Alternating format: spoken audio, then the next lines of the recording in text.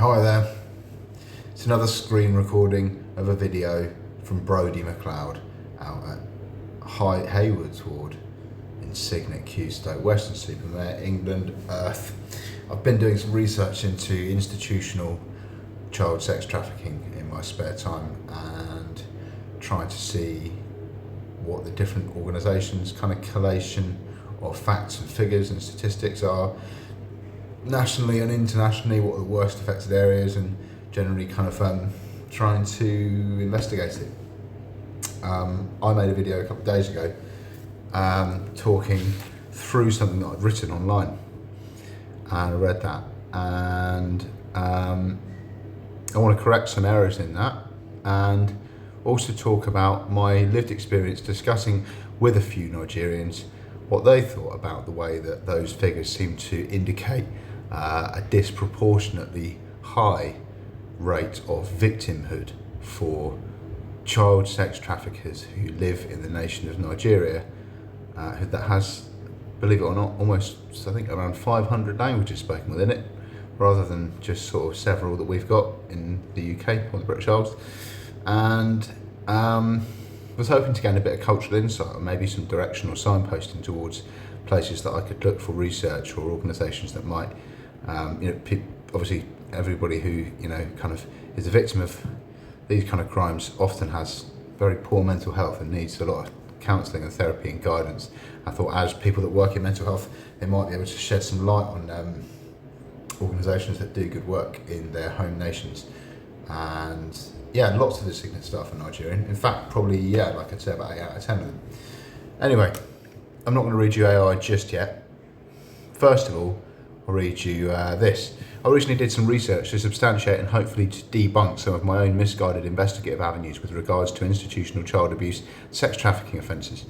During my research, I found that in Nigeria, the victims of sex trafficking were overwhelmingly children, according to the United Nations, who say that 3 out of 4 victims of sex trafficking in Nigeria are children. Other research places the per capita figures victims of sex trafficking, that's adults and children, at 77.8 per 1,000, which includes 25% of adults within the statistic, as I just said. The UK's national referral mechanism, based on a calculation made using the entire population of the UK at the time of the research, places the figures on UK child sex trafficking victimhood at about 0.11 out of 1,000.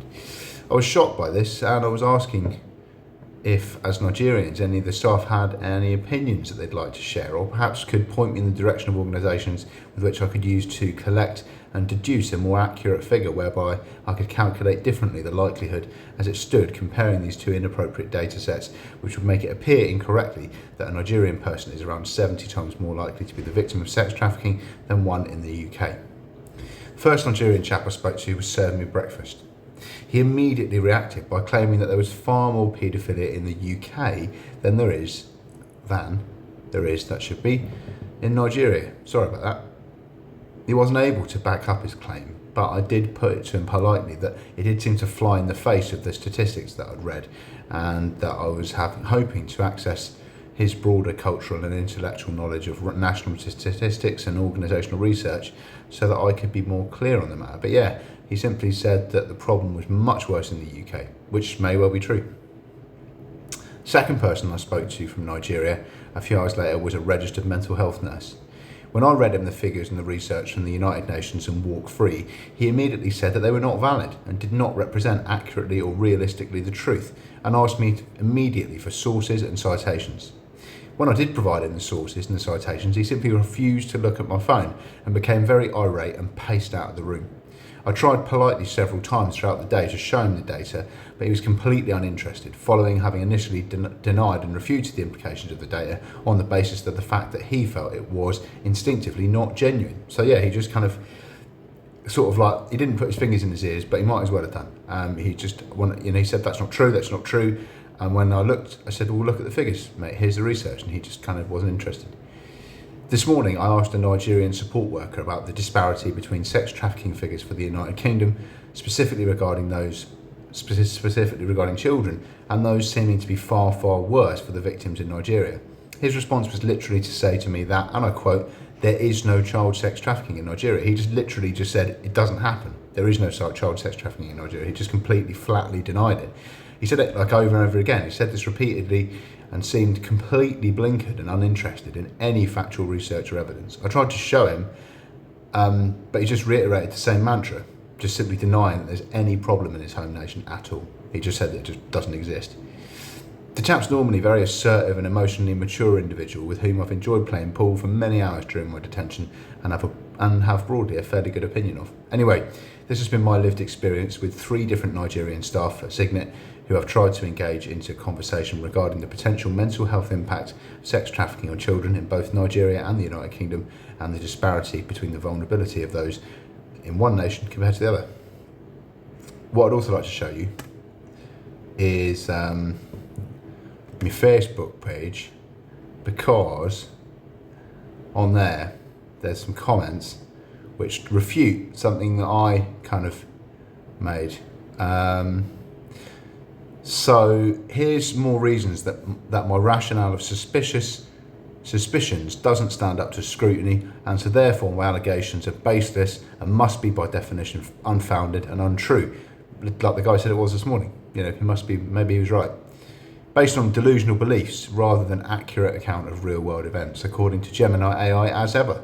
I asked Gemini, according to statistics on Nigerian modern slavery, including trafficking, it affects approximately 7.8 per 1,000 people, based on the 2023 Global Slavery Index. In the UK, research identified potential child sex trafficking victims from the NRM in 2023. With a UK population of roughly 67 million, 7,432 referrals equates to 0.11 per thousand people. So mathematically, it is 71 times more statistically likely for a Nigerian national to be involved in sex trafficking, based on accurate analysis of reputable sources, than a British-born citizen. Does this not suggest that Nigerian-born British citizens in the UK are statistically more likely to have involvement in sex trafficking than British citizens? Gemini set me straight on this.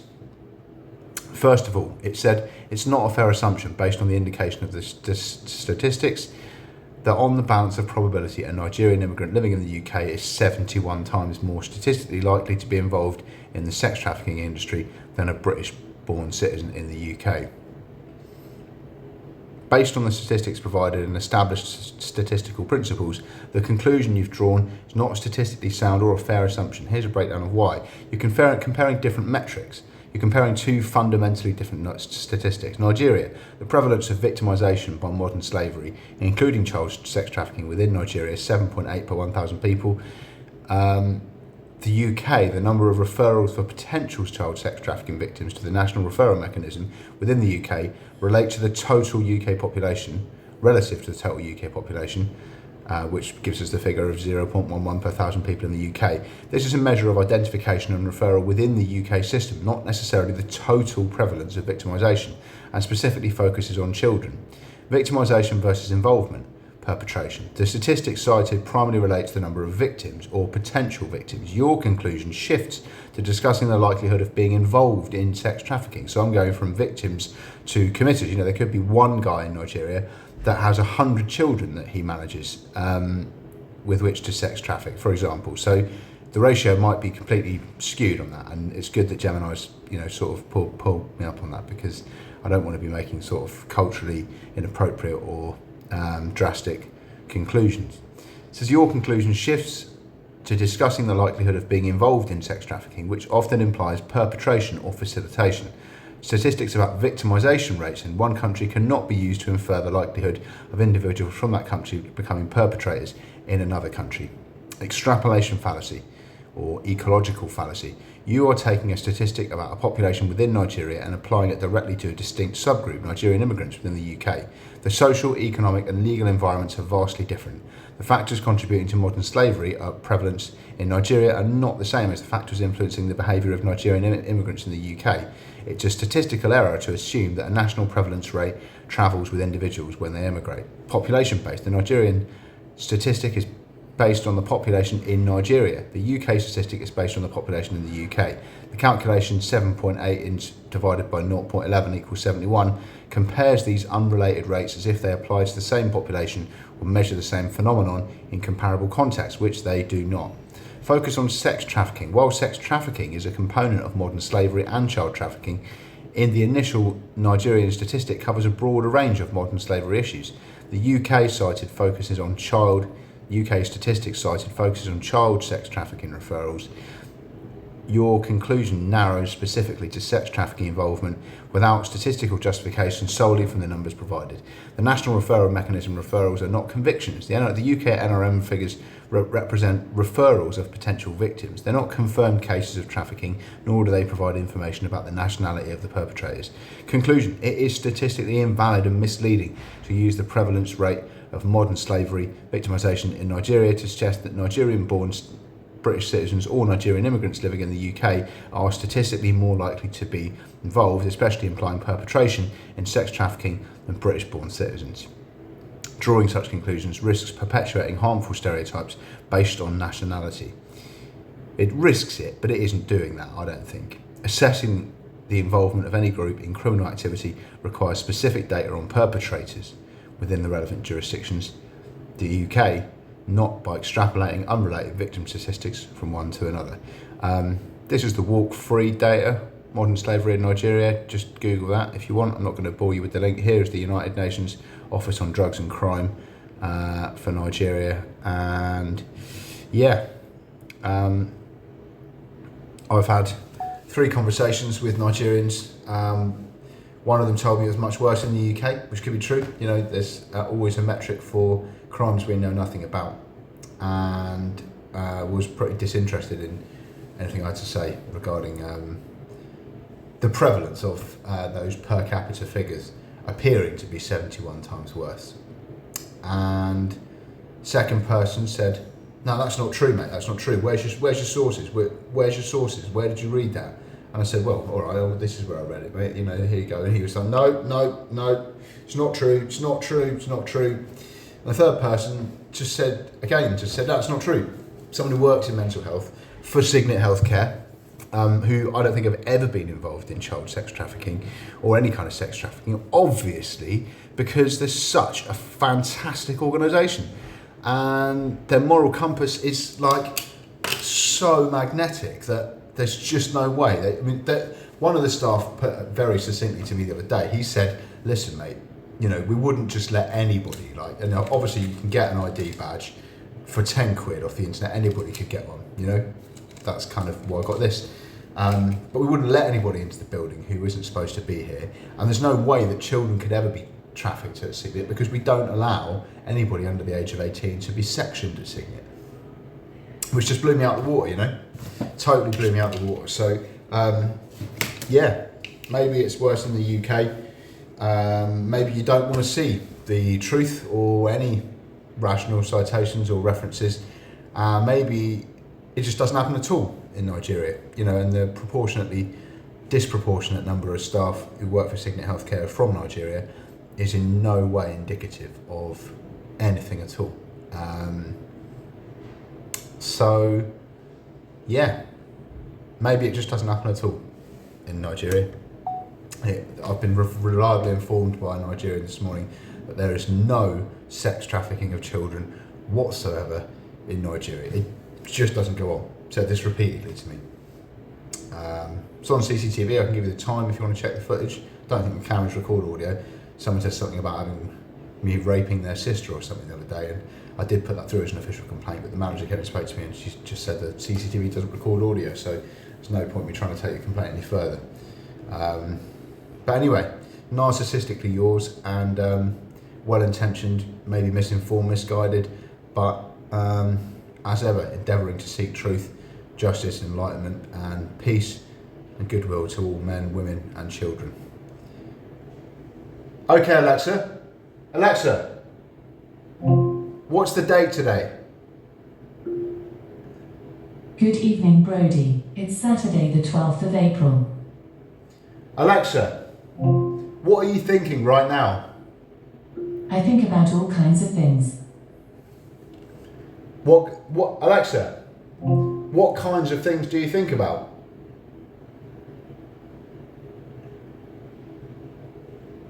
Don't think it heard me then. Alexa, what kinds of things do you think about?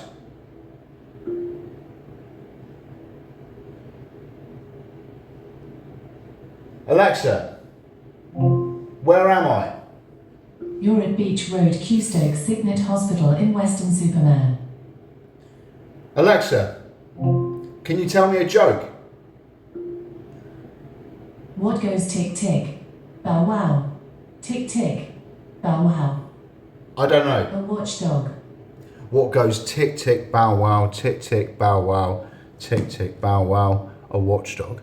That's actually quite profound. Maybe I'll look at maybe some watchdog figures. There might be some, watchdog's a bit like a term for an NGO or sometimes sort of private interest business with good altruistic purposes. But anyway, you've wasted 15 minutes of your life listening to me talking about this now. So go and do your own research, go and find out what's going on. You might find that it just doesn't happen at all, anywhere, ever.